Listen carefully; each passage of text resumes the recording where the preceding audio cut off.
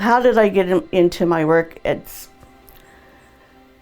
I wasn't sure how to answer that years ago, and it's still a little strange how I got into this, but I've been doing this 33 years now.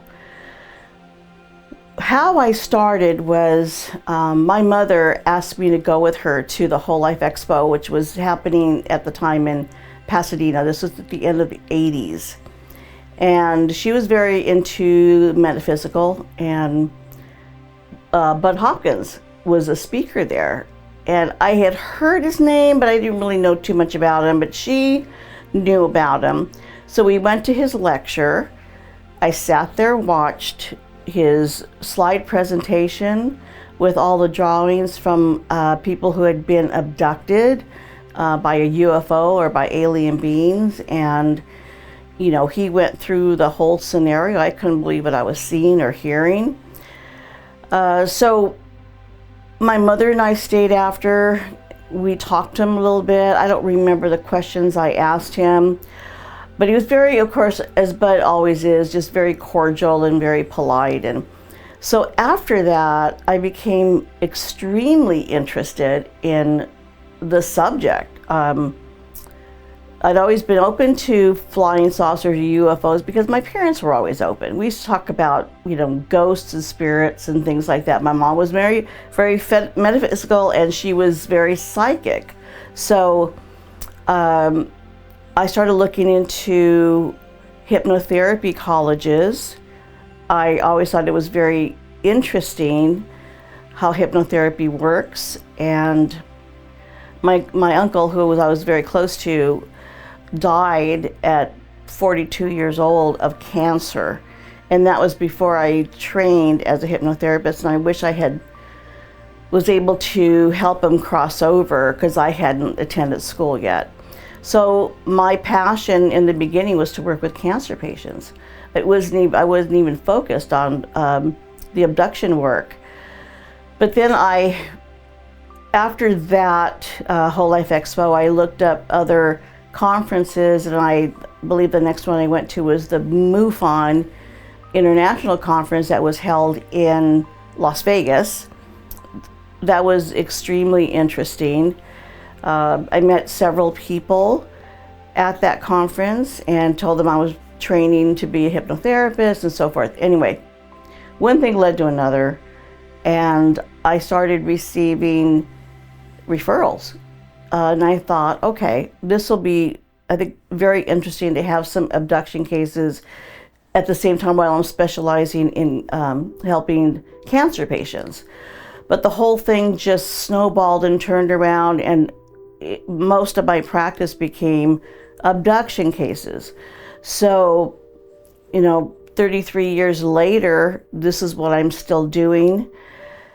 And now I can say, and now I'm convinced that this wasn't an accident for me to do this. I was placed on this path to do the work that I'm doing, to start, and I founded Sero, Close Encounter Resource Organization. We changed the name, Sero, 32 years ago. And for people that want to get together in a safe environment to talk about their experiences without feeling that they're going to be ridiculed.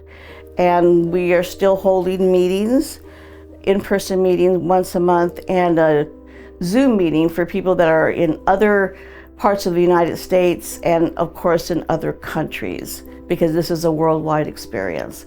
So, as I said before, now I realize I was placed on this path to do this, and now I could really say that after doing this for over 3 decades. Now, once I started my practice, I started holding Sero meetings. I founded Sero in 1992, so that was a year after I graduated and started my practice. I was holding the meetings in my home. I was married at the time. My 2 boys were very young, elementary school age. And one day, or one night, my 5-year-old came into my room and said that there's a tall spider in the corner that talks to him. And he would not sleep in his room the entire night. I mean, there are many, many mornings I would wake up and find him on the floor right next to me, with his blanket and pillow. Didn't even hear him, but he would not stay in his room. And he said that that tall spider would always come in. He never remembered what he said to him. I mean, he was 5 years old. But with young children like that, I have them draw pictures of, okay, draw what you saw in your room, or what did he do? What did he look like? And so he drew a picture of the spider. And of course, it's a 5-year-old child's drawing, but I show it in my lecture series. And there's other similar drawings, because children will always say, there was a spider, or they saw a spider. My oldest son is terrified of spiders. So I realized, oh my God, my youngest son is having something happen to him. And I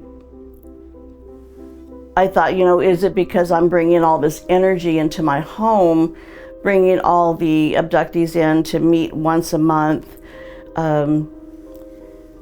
My husband wasn't too pleased about it. And this is very, very difficult on relationships. One day though, because these experiences start in early childhood, and they will follow the person throughout their life. They will also follow family members. It is intergenerational. So I do not remember anything in early childhood, but I figured out I must have been enlightened in my 30s, late 30s, when I started, looking into this, being interested in this, going to school, hypnotherapy college. But one day, both my boys were in school. My husband was at work. It was, mid-morning. I was upstairs in the master bedroom and decided to mop the floor in the master bathroom, something just really mundane. So I'm on my hands and knees mopping the floor, and I looked up, and I was no longer in my bathroom.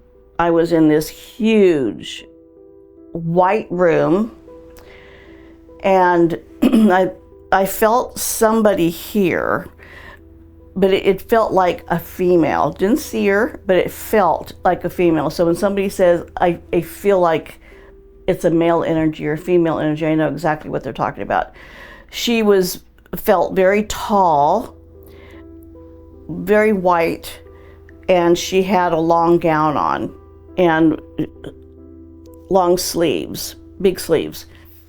And I remember looking around this white room, and there were tables, lots of tables, and humans on the tables, and alien beings, throughout the room.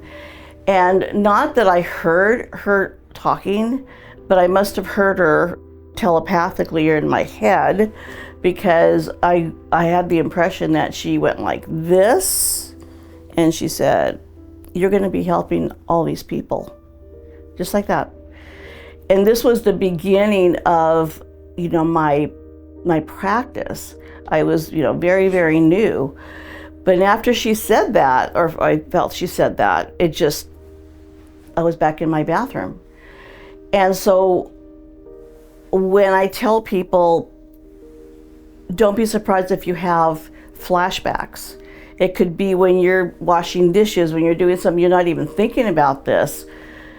Something will come, maybe a snapshot of something. I just had a full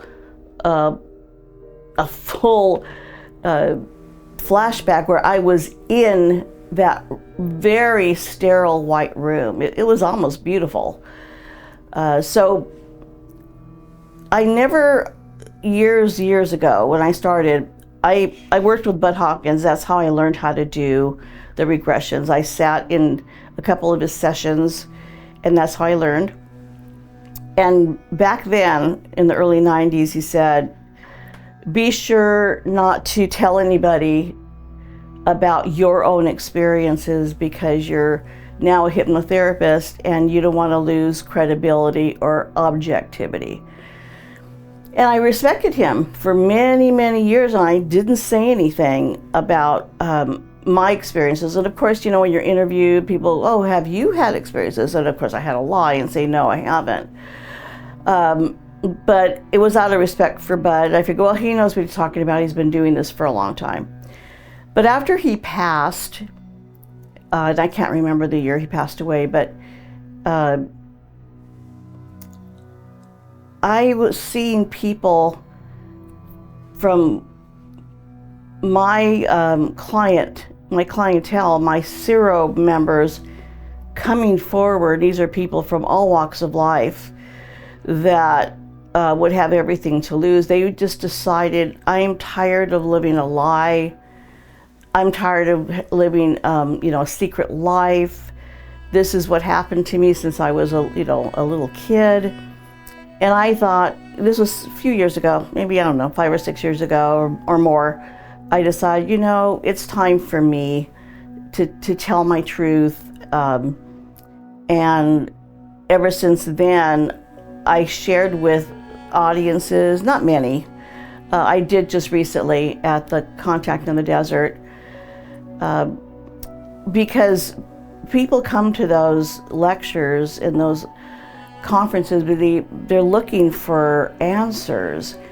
And I feel, and one of the reasons I came forward is because I feel my own experiences and my son, and now I wouldn't talk about my son's experiences, but he spoke about it at a Roswell conference a few years ago. This was pre-COVID. And that's what I knew. Okay, I had permission to talk about his, when he started at 5 years old. But I feel that having experiences myself and speaking to people, helping people, especially who have young children that are saying very strange things, I feel that it's helped me be a better therapist, because I know how it feels like as a parent to be terrified that something is coming in and taking your child and doing things. But I tell them also that my youngest son is now 39. He is a wonderful human being. He contributes to society and the community, and he's a talented writer. So they will, and you will, live through this. There's life after abduction. And so as a therapist, I feel that it has made me a stronger therapist, talking about my own experiences, because this happens to anybody, everybody and anybody. They don't discriminate, nobody's immune. There were other things that happened, many things that happened with Brent, my youngest son, in our home. A lot of paranormal activity. Now, I discovered that paranormal and UFO experiences are intertwined.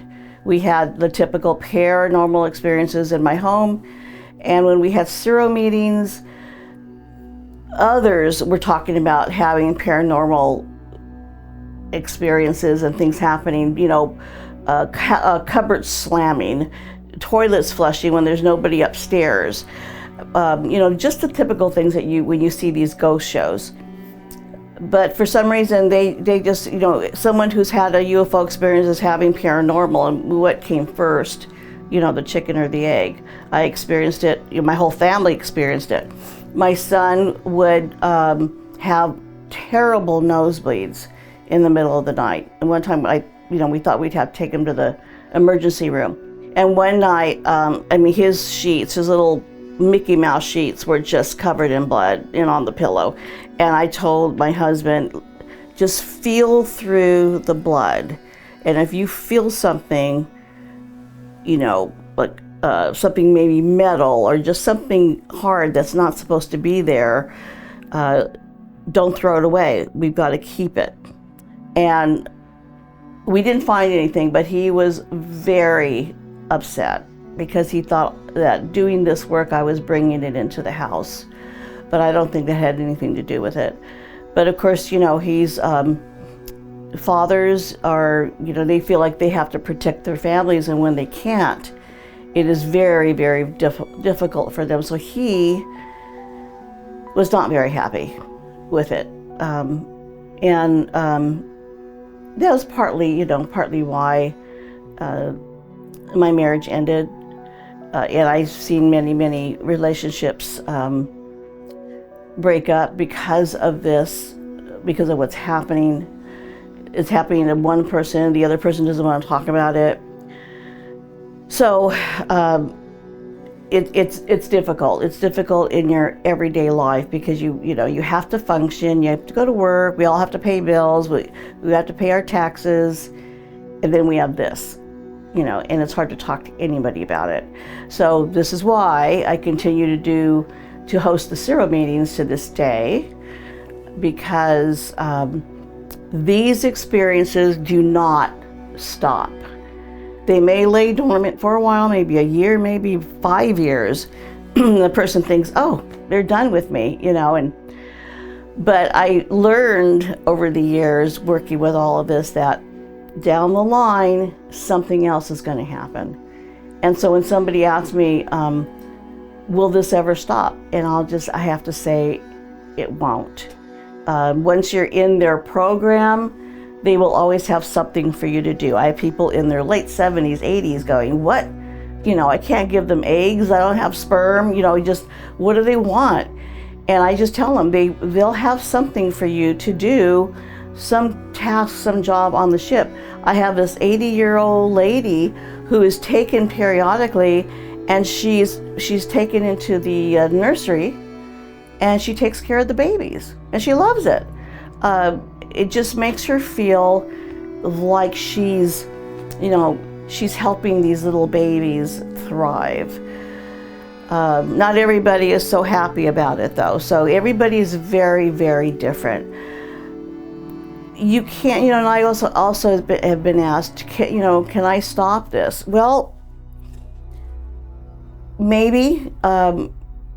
I've had people tell me that they used prayer, like yelled out Our Father or Hail Mary, or whatever religion or background you come from, whatever makes you feel safe. Surround yourself with, golden light or whatever you want to protect yourself with. And it may just stop that night, but it's not going to stop it forever. And so I take issue with some of the researchers in the past and some books that have come out, how to stop an alien abduction. And I feel that's misleading people. In my work, this is what I have found, that it just doesn't stop. It's a lifelong experience.